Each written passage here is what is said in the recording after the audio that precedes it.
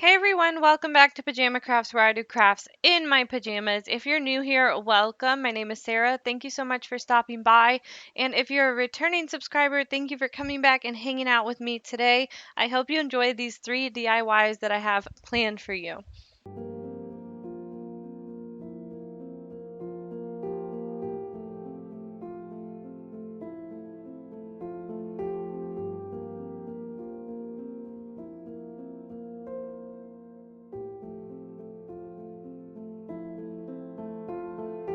Before we jump into the DIYs, I do want to say that this video is a collab with Nicole from the Week's Nest. If you don't know Nicole, she does tons of farmhouse, boho, high-end dupes, all kinds of beautiful decor. So if you're not following her yet, make sure to go and check out her channel. Will be linked down in my description and the first comment on the video. So make sure to go and check her out if you haven't yet, because I know you're going to enjoy her videos. And she also just started a new channel for macrame, which I know you guys are going to love. For this very first DIY, I'm using some ink Waverly chalk paint on the stencil that I made out of Walmart contact paper with my Cricut.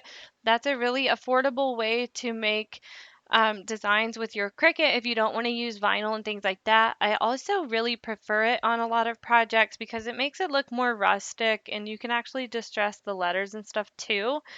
I do have a video on how I make these. It's pretty old and I was using Dollar Tree contact paper. I don't suggest doing that anymore just because it does leave a sticky residue on my projects. Some of you have said you haven't had that problem, but maybe it's just my Dollar Tree, but I have that problem a lot.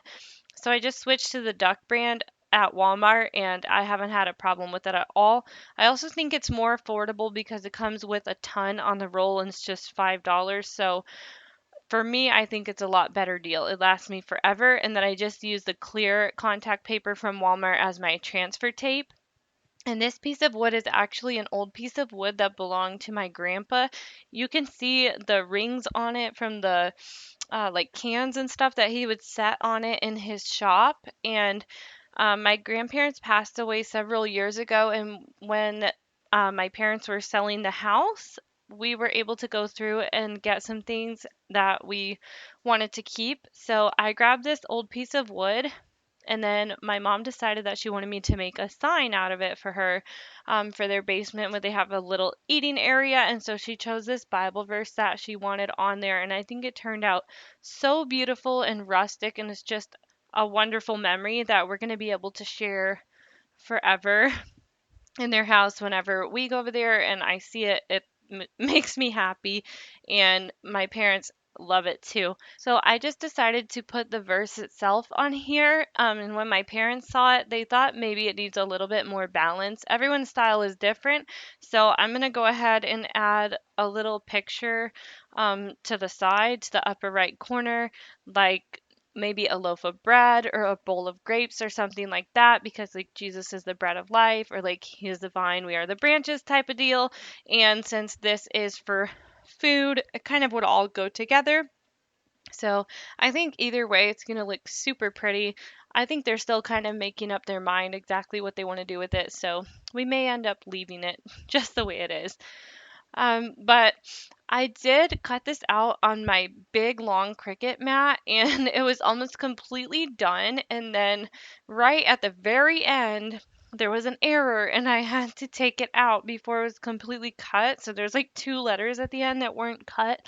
And I was like so frustrated. But then I realized that I could just check the size of the font that I did and recut those words. So that's what I'm doing here, is just adding those on at the end. And I just make sure that I go light with the paint, just a little bit on my sponge brush. It's a flat one. You could use just a regular stencil brush too, but I just make sure that I just go up and down lightly, not side to side, because that's when you're going to get that bleeding. So once all the paint was dry, I went ahead and just weeded out the few pieces that were still left on there. And then I did go ahead and weed out the last ones while it was still wet. It's totally fine to do that as long as you're super careful. I don't suggest it just because um, I have in the past smeared the paint a little bit, so I like to be more careful, but I was running out of time with this one. I also don't recommend using a hair dryer or any heat gun on the words when you're trying to dry them before you take off the sticky stencil. Don't forget this is adhesive. So if you use heat, the adhesive might come off onto your wood or whatever surface you're using, and it may end up, leaving that sticky residue on your sign. So don't make that mistake I have made in the past. Anyway, this is how it turned out. I absolutely love it. Let me know what you guys think down in the comments. Do you like it the way it is, or do you think the side needs a little more balance, something added? I also do want to mention that you can find scrap wood at Home Depot, um, and other discount stores like Habitat for Humanity and places like. For this next DIY, I'm just connecting these scrap pieces of wood with another scrap piece of wood. You could always use a paint stirring stick or something like that. That's what I do a lot of the time, but I just had these scraps. I tried to snip, but as you saw, it wasn't um, long enough. The staples weren't long enough, so I went ahead and switched them out for some nails. Um, this little staple slash nail gun is from Walmart. Zach got it for me quite a long time ago. I will try to leave the link if I can find it, but you can find similar ones very easily.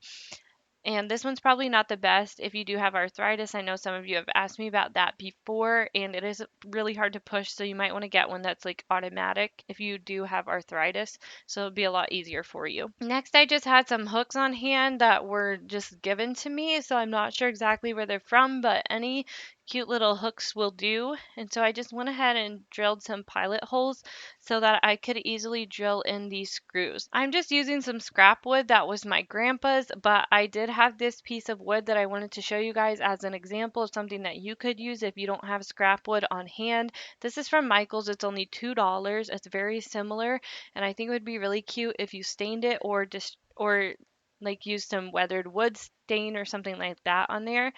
Um, just to give it that rustic look. I had used these hooks on a previous project and I just had two left, so I decided to use these two and then two different ones and stagger them. I think it's okay to use different kinds of hooks on your projects if they're super rustic. Just adds more interest and makes it feel more authentic, I think. I was having a little bit of trouble drilling these hooks in just because my bit was too big and it was stripping the screw a little bit, but I didn't want to go look for another one, so I just dealt with it until I got them in. It was a windy day, which was really frustrating, so I just ended up grabbing some old Easter egg chalk, and that did the trick to keep them down, and I just went ahead and spray painted them. Then when I brought them inside, they were not completely dry, so I just used my fingers and kind of pulled some of the paint off, and it made it look really cool and rustic. My only mistake was that I decided to screw them in before they were completely dry, and that just took all the rest of the paint off pretty much. So I just went back in with some ink waverly chalk paint and kind of dabbed it all over the hooks until I liked the look. Next, I have these jars that Zach's mom gave to me. They are the wee yogurt jars. She saves them for me sometimes, as well as other things for my projects. I always love when she has new stuff for me to take home to work on. But these I just went ahead and painted one full coat of this white chalk spray paint. And then once it was all dry, I used my truffle Waverly chalk paint to distress these a little bit. I didn't worry that I was putting on too much or anything like that because I did decide to go back over it with some sandpaper and just tone down those harsh lines. I think it makes a huge difference, even though it's kind of subtle, but it looks more realistic and distressed naturally as if it had maybe actually just gotten old and dirty. And I will show you the difference here in a second of the one that's just brushed on and then the one that has the sanding over top. It's a huge difference in the look, and I think it just makes it more of a high-end look in my own opinion.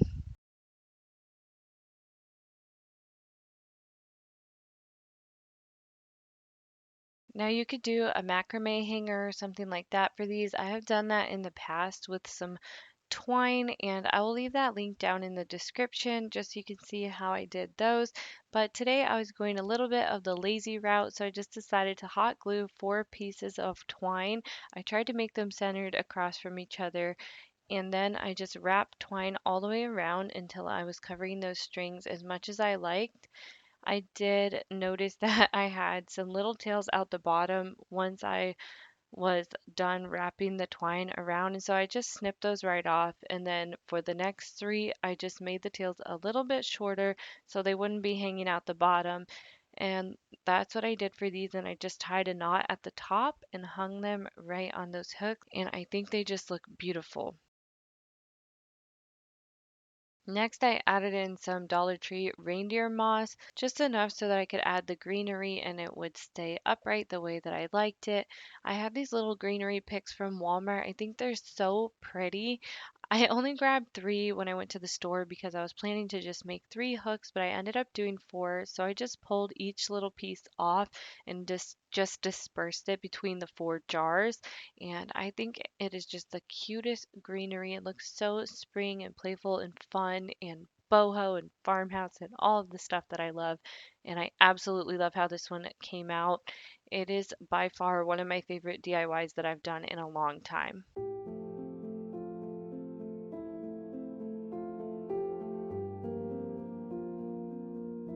Moving on to the last DIY, I have this plunger from Dollar Tree, and I just removed the rubber part, and I did go ahead and cut off the end where the grooves are with my power saw.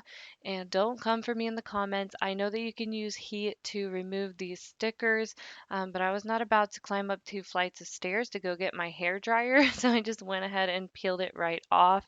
Came off just fine. It does leave a little bit of that sticky residue. If you're worried about it, you can go ahead and use something like Goo Gone to remove it. And I was originally going to stain this little guy, but I decided to just leave it bare wood. I thought it felt more delicate and springy and boho-ish. I don't know my words. You guys know what I'm saying. But I have these tiny jars. These were also from Zach's mom, and I'm not sure where she got them. I will try to ask her, and if I find out, I will leave it in the description in case you guys want to get them too. I mean, if they're available, I have no idea where she got them. But I actually made this DIY before the previous one in real life. And I just put the other one first because I wanted to show you guys how I did the string. Because if I had known, I would have done these the same way and saved myself a lot of trouble. But once I got it wrapped around how I liked it, I just added a little bit of hot glue to keep those strings in place and then tied it on to my plunger handle. And you could use a dowel rod or something from Walmart, just depending on the thickness that you want. And then I just have some little spring florals from Michael's. These are so beautiful. I absolutely love Michael's spring floral, and I absolutely love how this turned out. I think it's so beautiful and so delicate. It's just gorgeous for spring. You'll have to let me know which one was your favorite, and if you made it to the end of this video, leave a leaf emoji down in the comments so that I know. Thank you so much for all of your support. Don't forget to go check out Nicole's channel. I know you guys are going to love her if you're not already following her. So make sure you are subscribed and have your notifications on because you're not going to want to miss any videos that she does. I also did add a few pictures of our Easter celebrations at the end of this video, as usual, with some pictures of the kids and activities that we did. So I hope you enjoyed those. And if you did like this video, please give it a thumbs up and subscribe to my channel for more DIYs like these. Don't forget, I do have all of my social media linked down in the description, including my Instagram and a Facebook group where you can share all of your beautiful creations. I love to see what you guys are working on. Thank you so much for watching. I will see you guys in the next one. Bye.